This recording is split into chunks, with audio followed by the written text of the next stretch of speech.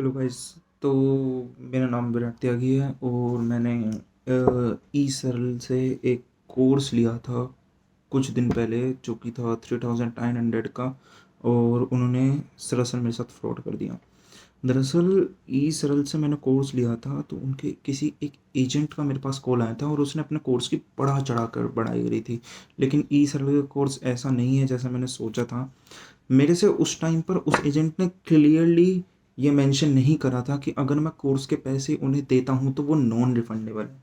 तो जब मेरे को, देखो भाई, अपने अपना पर्सपेक्टिव है, आपको समझ में आता होगा, किसी और को भी समझ में आता होगा, किसी को नहीं आता होगा। मेरे को नहीं समझ में आए वहाँ के टीचर्स, मैंने मना कर दिया। तो दे हैव सेड कि नहीं, अब ऐसा नहीं हो सकता, आपको रिफ़ंड नहीं मिल सकता, ये है नॉन रिफ़ंड पॉलिसी। उसने मेरे को एक स्क्रीनशॉट लगा के दे दिया जिसमें साफ साफ लिखा था नॉन रिफ़ंड पॉलिसी।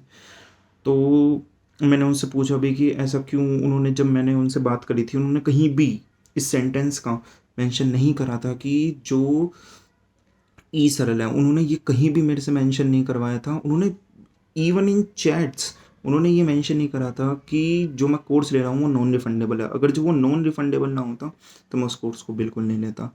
लेकिन ई सरल वालों ने ये गलत करा। 3900 का वो कोर्स था और उस कोर्स का नाम था नीट बाउंस बैक 2.0।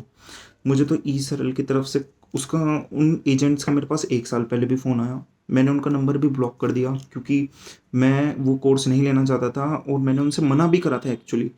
पर उन्होंने मेरे को बार बार कॉल करा, बार बार कॉल करा। जब मैंने उनका नंबर भी ब्लॉक करा, उन्होंने मेरे को दूसरी बार भी कॉल करा अलग नंबर से। मैं उनकी बातों में मैन्युपुलेट हो गया और जिसके चक्कर में मैंने कोर्स ले लिया और मेरे से ये बहुत बड़ी गलती हो गई।